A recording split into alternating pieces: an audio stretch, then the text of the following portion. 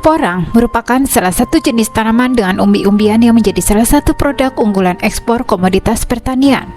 Negara-negara yang menjadi tujuan ekspor utama porang Indonesia antara lain China, Vietnam, Jepang, dan beberapa negara Eropa. Kementerian Perindustrian atau Kemenperin fokus untuk terus mengembangkan porang sebagai komoditas yang memiliki potensi ekonomi tinggi. Oleh karenanya, kebijakan hilirisasi perlu dijalankan untuk meningkatkan nilai tambah porang di dalam negeri melalui pemanfaatan teknologi sesuai arahan dari Presiden Jokowi. Produk olahan porang punya pasar ekspor yang menjanjikan, seperti tepung glukoman, beras porang, dan lain sebagainya. Apalagi harga porang di pasaran ekspor saat ini terus meningkat, kata Direktur Jenderal Industri Agro Kemenperin, Putu Juli Ardika. Pada FGD ini, Kemenperin melaporkan beberapa perkembangan yang telah dicapai dalam upaya pengembangan industri pengolahan porang. Dari sisi produksi, sudah cukup meningkat, termasuk juga investasi di sektor ini mulai bertambah. Industri porang semakin tumbuh dan kemampuan produksinya sudah ada yang sampai pada tepung glukoman. Budidaya tanaman porang terbilang mudah dan murah karena tidak memerlukan banyak perlakuan khusus. Tanaman porang mudah tumbuh dalam berbagai kondisi tanah, bahkan di lahan kritis sekalipun.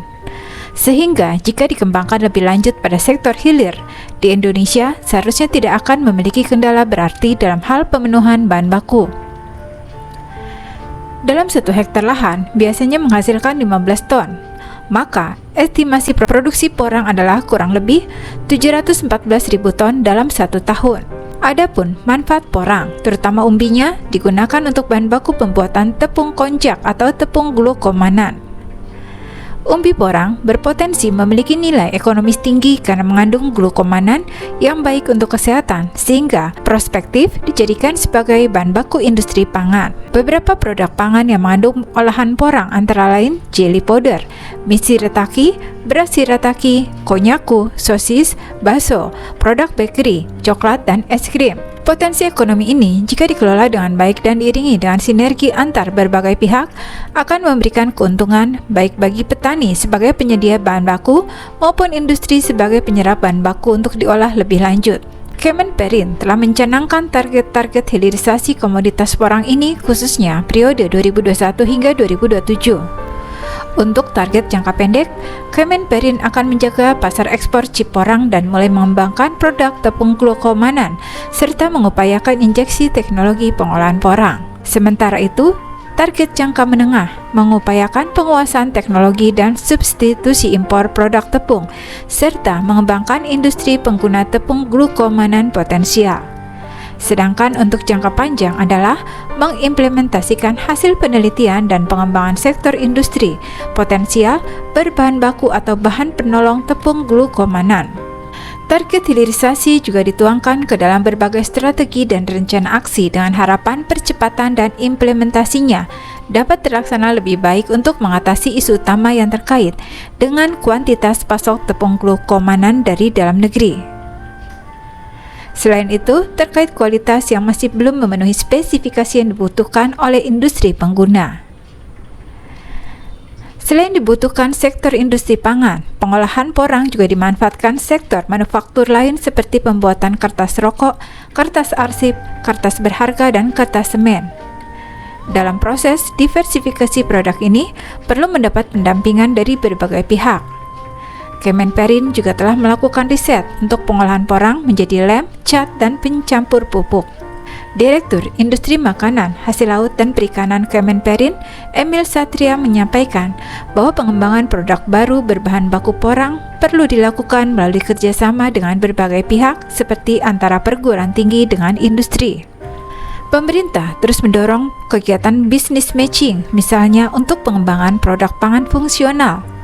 Jadi dipertemukan antara industri pengguna potensial seperti industri roti, es krim, dan coklat dengan industri tepung glukomanan dalam pemanfaatan tepung glukomanan untuk peningkatan kualitas pada produknya.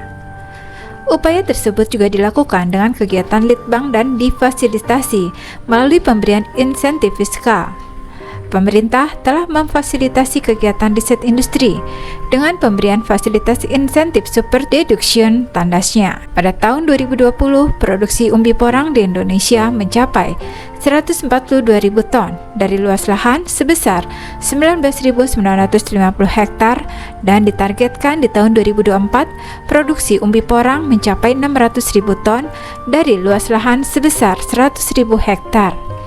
Saat ini, terdapat 13 perusahaan yang menghasilkan chip porang dengan total produksi 22.833 ton per tahun dan 6 industri pengolah porang yang mampu memproduksi tepung glukomanan dengan total produksi 1.180 ton per tahun. Bea Cukai Pekanbaru menghadiri seremonial ekspor perdana PT Mitra Porang Nusantara atau MPN berupa serpian porang kering atau konjak chip, sejumlah dok kontainer dengan berat lebih dari 50 ton. Kegiatan ini dilaksanakan di PT Mitra Porang Nusantara Pinang Sebatang Barat, Perawang, Kabupaten Siak, Provinsi Riau, pada Rabu 5 April 2023 lalu. Kepala Bea Cukai Pekanbaru, Tommy Hutomo menyampaikan bahwa 50 ton serpian porang kering ini akan diekspor menuju Tiongkok melalui Pelabuhan Pelindo Perawang di bawah pengawasan Kantor Bea Cukai Pekanbaru. Sementara itu, Wali Kota Semarang, Heveria Rita Gunaryanti Rahayu, mengungkapkan keinginannya melakukan MOU antara pemerintah Kota Semarang dengan BRIN, yaitu Badan Riset dan Inovasi Nasional. Rencana MOU tersebut berisi kerjasama riset dan inovasi yang salah satunya adalah mengenai komoditi porang agar bisa diolah di dalam negeri, kemudian dapat dijual ke luar negeri sudah dalam bentuk produk. Selain ada ekspor, tapi juga ada yang bisa diolah, dimanfaatkan di dalam negeri. Karena kalau dari Cina atau Jepang diolah dan dikembalikan lagi, harganya bisa 2 kali lipat jauh lebih mahal. Tetapi jika diolah di dalam negeri dulu sebelum diekspor, bisa menjadi manfaat untuk masyarakat dan menambah lapangan pekerjaan lokal. Ia melihat bahwa porang bisa menjadi alternatif atau pendamping dari beras, sehingga diharap dapat menurunkan nilai impor beras dari luar negeri ke Indonesia. Jika nanti porang bisa jadi alternatif atau pendamping beras, maka perdagangan bisa menjadi surplus dan membuat Jawa Tengah, Kota Semarang, dan kota lainnya bisa lebih sejahtera, ujarnya. Ekspor komoditi porang kali ini masih dalam bentuk chip dengan berat 50 ton yang akan dikirim ke negeri Cina.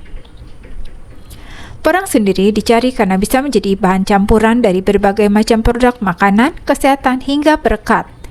Dalam acara tersebut turut hadir Kepala Dinas Disperindak Jawa Tengah, Kepala Dinas Pertanian dan Perkebunan Jawa Tengah, serta Kepala Kantor Karantina Pertanian hingga owner CV Trimitra Agro.